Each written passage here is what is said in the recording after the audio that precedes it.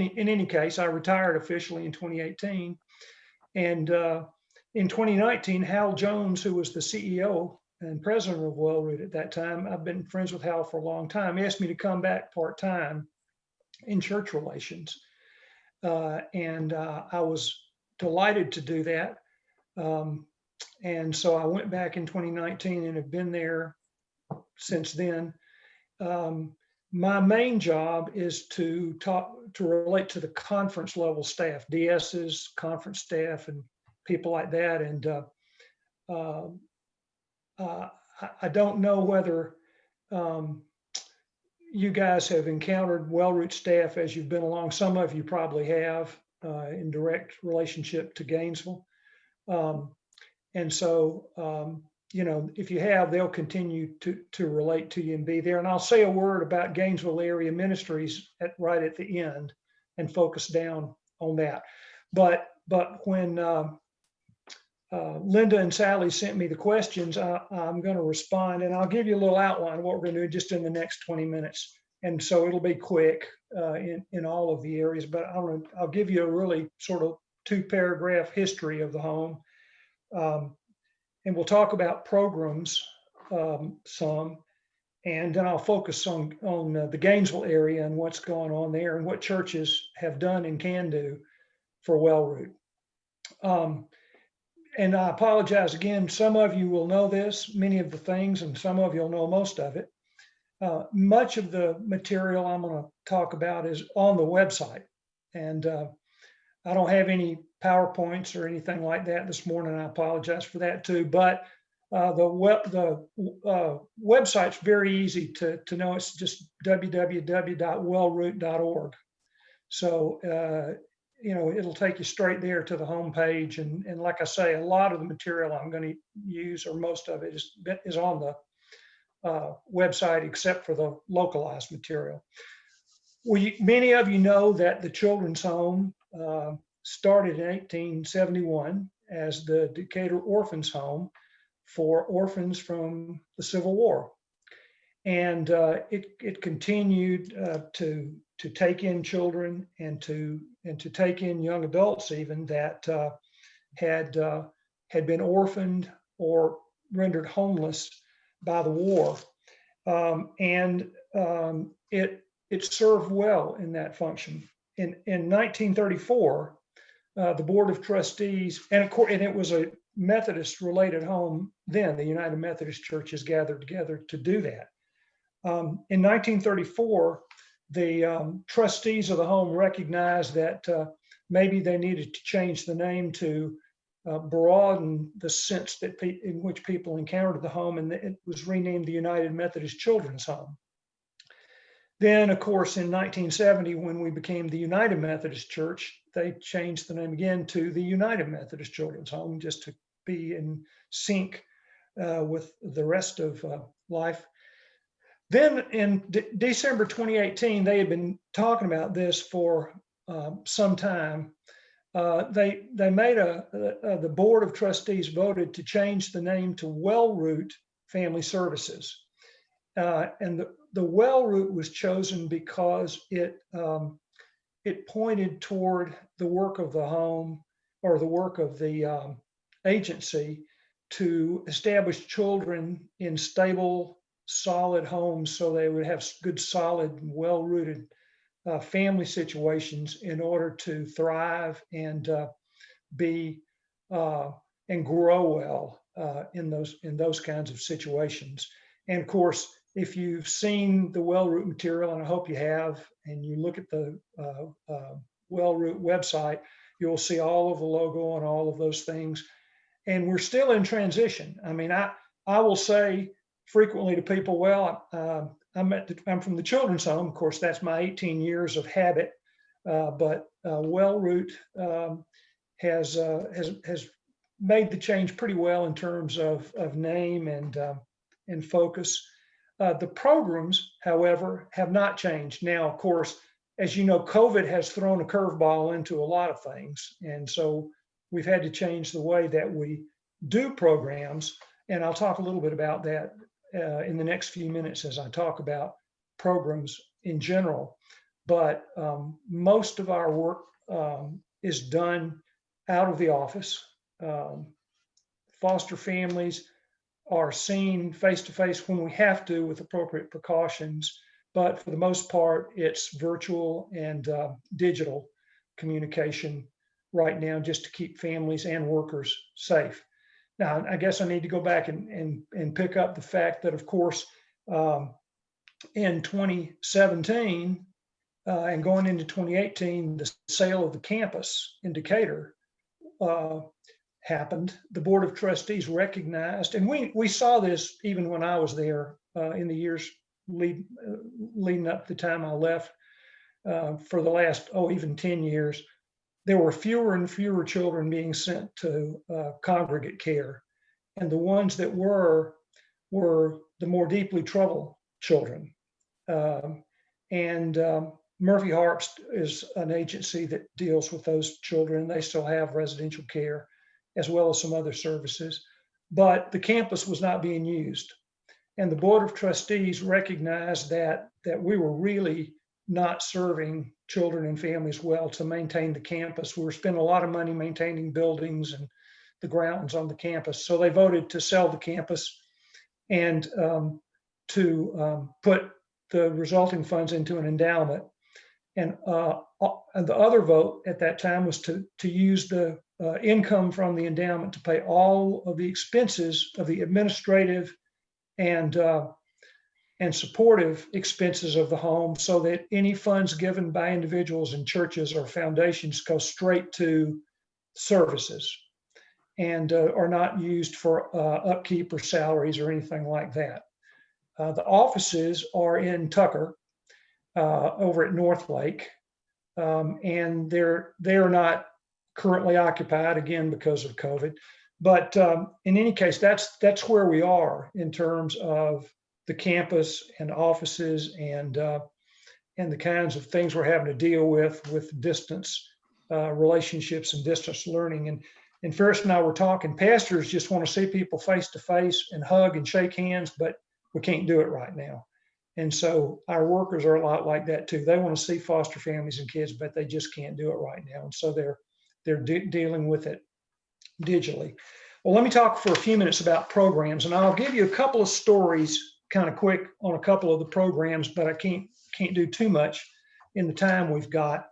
But our program that's been the largest program over the last few years, and it actually was the largest program the last few years I was there, is our foster care program. In Georgia, I don't, some of you may be related or have been related to the state, or folks that children or grandchildren that work in the state system, and you may know some of these statistics, but there are average of 15,000 children in foster care system in the state of Georgia every year. That's a lot of kids. And a lot of them don't receive the services they need to thrive. And I guess I'll just be frank, that's a matter of money. I mean, the DFACS and the state system has the amount of money that the legislature and the governor approve, and the governor and the legislature wrestle with finances all the time, and DFACS is always short of money, and so they try to provide the services, but they really need the help of agencies like WellRoot. WellRoot right now has, it varies a little from month to month because we add foster homes. We have 118 foster homes that serve 106 children. And they're with a few, 8 or 10 that are on adoption status right now, which means they're moving from being fostered to being adopted by the family they're with. And I'll tell you a little bit in a few minutes about the Gainesville area and the number of homes there. The foster care services, as they are in most agencies, are from birth to 18 years, which means we go from little babies all the way up through the older teens. And one of the challenges of recruiting and training families is everybody wants the babies or the toddlers or the little kids. It's much, much harder to place a 13-year-old or a 16-year-old especially, into a foster home, because it's just and they're tougher to deal with because they've already got patterns established. But there's a desperate need for foster homes for for older kids and for teens. Um, the kids that go into the foster program and the foster families themselves receive all kinds of support. They have an assigned worker. There's a 24/7 call system. We try to supplement their support with clothing and diapers and school supplies and baby equipment, and sometimes extra financial support if a child needs special educational tutoring or special services. Um, and so I'll just throw in as I go along, one of the things that churches and Sunday school classes can do is provide some of those items directly. And there's a list of those on the website. Families become foster families generally because they have talked among themselves, and they have decided that in addition to the children they have, or if they don't have any children, they want to take on some foster children. And let me say this while I'm thinking about this. WellRoot generally has to turn down about 40 to 45 kids every month because we don't have enough foster homes to serve them. And some of it is because of the desire of the home to have younger kids, most homes to have younger kids. Some of it's just we don't have enough homes in general. And so we're always trying to recruit foster homes. And that's another thing. If you've got children or grandchildren, or if you want to take on a child, being a foster home is something that we really are in need of. I've got some. Let's see. Here they are. This will give you a little feel about what a good job WellRoot does. One of the things that has happened in child and family services in general, and it's been happening for a number of years, based on studies and in observations, is that it's become clear that children do better when they are not completely separated from their family of origin and move to a foster home where they cannot communicate with their biological parents. And so it's an ideal situation when children can be placed near their biological family, and the biological family can receive services that help them to become a safe and fostering, or a safe and nurturing place for their children to be, and then the children can go back. The average stay in the system, I think, my note, let's see, I think it's about 18 months for reunification. Obviously, some children can't be reunified. If there's been abuse in the family, it's unlikely that they'll be able to go back. But the great majority of why kids come into the foster care system is not abuse, it's neglect. And neglect can happen for a lot of reasons. It can happen because it's a lower income family and they can't work and take care of their kids at the same time, and they don't have the support. So there's a lot of pieces to that. But in state foster homes, there's a 62% success rate in reunification within 12 months. In WellRoot, it's a 75% success rate in reunification. Child permanency, which means they are either adopted out or they are returned to their family of origin. The state is 38% successful in doing that, and WellRoot is 66%. So you can see there's a pretty wide variation there. Another piece of the child and family services system that's become more emphasized over the years is kinship care. And that's pretty much what it sounds. If a child has to be taken out of their biological home, then often the choice is they live with grandparents or an aunt and uncle or an older brother or sister or someone who they're familiar with. And again, the studies and all of the statistics show that that makes it more likely that the child will be able to recover from the disruption of being removed from their home. Let's see if there's anything here on the foster care that I haven't mentioned. There'll be a chance for questions in a few minutes. All of our kids are, I can say, I think safely, all of our kids come through to us through DFACS for foster care. It used to be that you could occasionally get a child that was brought by family, but I think these days it's pretty much 100% DFACS. And they do remain the legal custodian of the child while the child is placed in one of our foster homes. So we work closely with DFACS on the support and management of the foster homes. Let me just tell you a little story about a family named the Beams. Chris and Brittany Beam had always enjoyed working with children. They're church folks. I didn't find in my notes which church they belong to or whether they're United Methodist or not, but they were active in their church student ministry and had began supporting a foster care family that their church sponsored by preparing meals for them and babysitting for families who needed, they had to be approved for that, of course, but babysitting for families. They live in Decatur, and they decided that it was time for them to step up and become a foster home. And they did some research online and decided that Wellroot was the place where they wanted to foster. They saw the programs and they saw the results, and they decided that this was the place they wanted to be. So they went through the training. There's something called impact training, which some of you may be familiar with, that a family that fosters needs to do. And they went through that, and they became approved to be foster parents in November of 2017.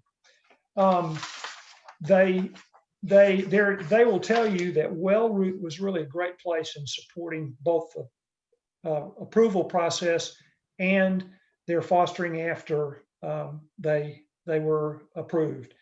In January 2018, they got a call from one of our foster care supervisors, and they took in a 5-year-old named Allison. They said they had already bought a nursery and a crib, so they had to do some emergency realigning of what they were expecting and what they got. But they said it was just delightful when she came. Now, I will tell you, many children, obviously, when they're taken out of their homes, are going to have some issues to deal with, and foster families are trained to expect that, deal with it, and provide some safety and support for that. She had some emotional issues because there had been neglect and instability in her life already, but they weathered that, and it stabilized, and they really were able to become a place where Allison loved to be. Well, they discovered that Allison had a younger brother, and I guess they already knew that, but Allison began to talk more about him. He was a baby, and his name was Eli, and he had some medical issues that meant that he had to be placed in a home where the parent was a nurse. And so he had to stay there for a bit. But one of the things that helps children be successful is to be placed where they have a brother or sister, to get some support from that brother or sister. So the Beams worked toward that, and eventually they did get Eli. When they received the placement, he was 6 months old, so he had been in a foster home to getting support, medical support in and out of hospitals. And they seemed to hit it off right away. Obviously, when he's 6 months old, he's still learning who's who around the family, but in this case, their biological family was not in the picture. So they were with each other and with the Beams as their foster family. So reunification wasn't a problem. Well, to cut to the chase, because this story is going a little longer than I intended it to, the case manager, they said, well, can we adopt these kids? The case manager said, well, if you would like to do that, we think that would be great. The placement's working out well. She walked them through the process, and it's a difficult process to walk through with the paperwork and and the training and all of that. She walked them through every step of the process. And in August of 2019, they headed down to the courthouse and they got the decree and they received the two kids. And they are their children legally now. They're adopted and they are thriving in the home. So that's a kind of a long way around to say the process is a long process in both fostering and in the adoption. But the thing that WellRoot does so well is it walks you through every stage of that and helps with support, both financial and goods and emotional support to weather that. Let me talk for just a couple of minutes about transitional independent living. That's the program that probably gets the least publicity in some ways, I guess. But in some ways, it's a program that is absolutely crucial. I looked at some statistics online not long ago. These programs, the transitional living program and independent living, are for older teens, most of whom have been in the foster care system and age out at 18. They can't stay in a foster home after age 18. I mean, they may have been adopted, and then, of course, they're the child of that home. But they have to either go out on their own or they have to go into a program like this transitional living program. The statistics are staggering. Something like 90% of kids that age out of foster care and don't go into some kind of supportive program end up on the streets, homeless, in jail, or in some situation that you just would not want to see a young person in. And so these programs are really important in the lives of teenagers and children. We have about, and I can't give you the exact number, but we have about 20 kids in the transitional living program. And the difference between transitional living and independent living is transitional needs a lot more support. They have just come out of the program. If you've got grandchildren, you know how this goes. Kids come out of high school, and unless their family has been working with them, they don't know how to make a budget. They don't know how to cook healthy meals. They don't know how to plan on college. They don't know how to keep an apartment clean. It's all of the life skills that most of us learned early on. They have no idea about how to do. That's what transitional living does. It takes these older teens and it helps them get all those skills and make connections.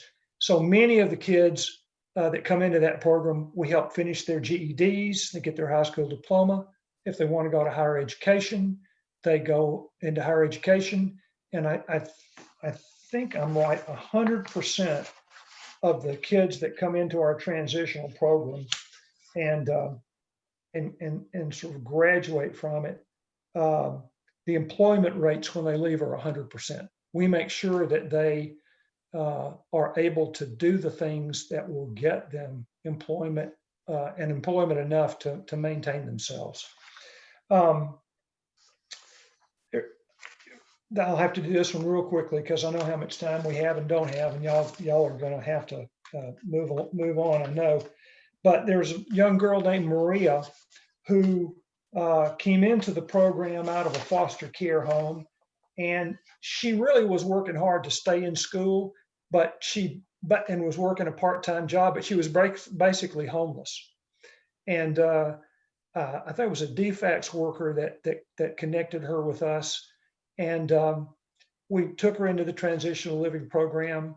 She has thrived in that program. She's got her GED. She's at Georgia State. She's working a part-time job, and I am certain that she will go out from that program and with all the tools she needs to be successful in school and in a job. And she can stay in that program until she's 21. So, and we would let her stay longer than that if she was finishing up some things like her degree or some programs like that. So she has a life coach that meets with her all the time. We used to house those kids on campus in a transitional living cottage and an independent living cottage. Now they're housed in apartments. They just moved to some new apartments last week from the ones they were in. And and the staff worked very hard to put furniture there and help them feel like this was their place that they could be safe in. So they and churches and other groups did a great job in helping provide furniture and little welcome things like some flowers when they walked in the door, or a pumpkin since it was so close to Halloween, things like that.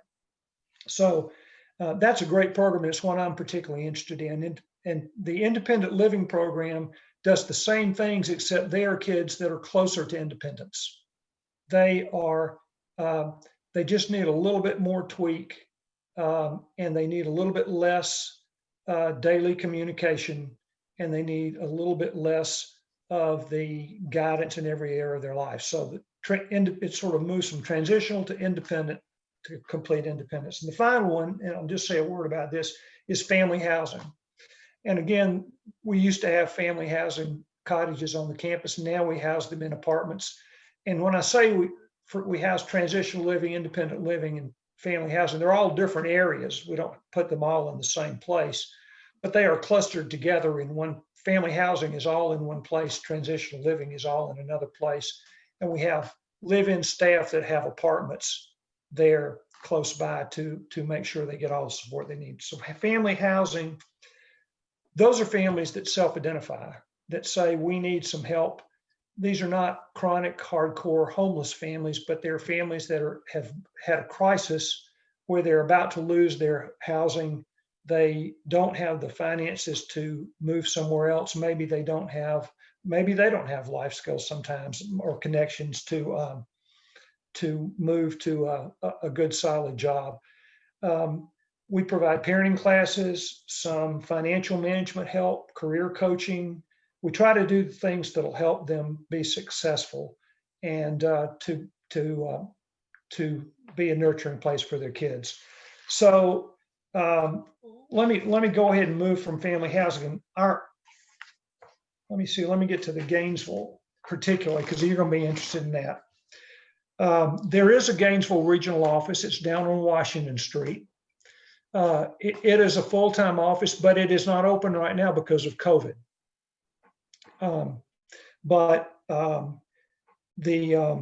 The person that's the full-time, there are a couple of folks that work with foster families in the Gainesville area, but the full-time office manager is named Sartaj Bush, B-U-S-H, and there's a phone number for that. I can give you the phone number, but it's also online. But the office number, I'll just give you the office number in case any of you have a reason to want to go ahead and contact that office. It's 770-531-3063. What? Because it was all 770-531-3063. And like I say, COVID's thrown a monkey wrench into things, because normally they would be regular office hours and you could call or go by and see somebody there. But that phone call will get you a return call, and if you've got any questions or anything you want to point to. Let me just give you a few statistics, and this is the final thing I'll do to leave time for some questions afterwards. In Hall County, now this is not Wellroot, this is Hall County in general, has 375 children in foster care, or 373. And this will change from week to week. Placed out of the county, outside of Hall County, 244 of those are placed out of the county because there are not enough foster homes to keep them in the county closer to their biological family. So 373 total. Of that 373, 244 have been placed outside the county. In Gainesville, the Hall County, the Gainesville office serves several counties. It serves Hall, Barrow, Jackson, White, Lumpkin, Forsyth, and the northern part of Gwinnett.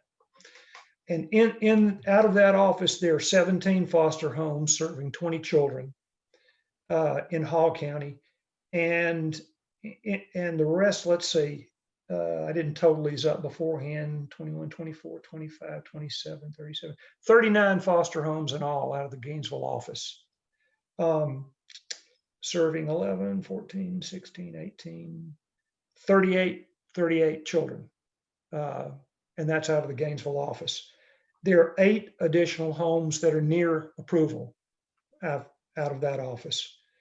One of the things we ask is for families to be willing to take more than one child. That is up to 2. We don't ask for them to take 3 or 4 or 5, but many times there'll be siblings, and we like to keep the siblings together if we can. So that's really the statistics in your area. Gainesville. Oh, you wanted to know the budget for the agency is somewhere between 8.5 million and 9 million. And most of those, over 6.5 million of that services. And the rest is administration and fundraising, things like that. And as I said at the beginning, all the money for the administration and all of the fundraising and support, like at that end, are paid from the income from the endowment. Everything that goes to the kids and the families, foster families, is what is given by the churches and agencies and organizations together. Gainesville was 22nd in terms of our top 100 giving churches. Gainesville was number 22 in 2019. Of course, we don't have 2020 figures yet, but 22nd, and you gave $4,249 in 2019. Now, let me say with a caveat, sometimes we can't peg an individual to a particular church. So I'm sure there are gifts that have come in from individuals in the Gainesville church that aren't included in that figure. Lifetime, Gainesville's been great, given a little over $200,000 to well-root the children. Something. Those are statistics going back about 10 years, I think. Well, let me stop there and just say a word of thanks to you in Gainesville and to the Gainesville Church. And let me go ahead and have a prayer of thanks, and then I will have time maybe for a couple of questions, but I've taken longer than you told me I had, so won't have time for too much. But let's have a prayer, and then we'll just take a couple of questions.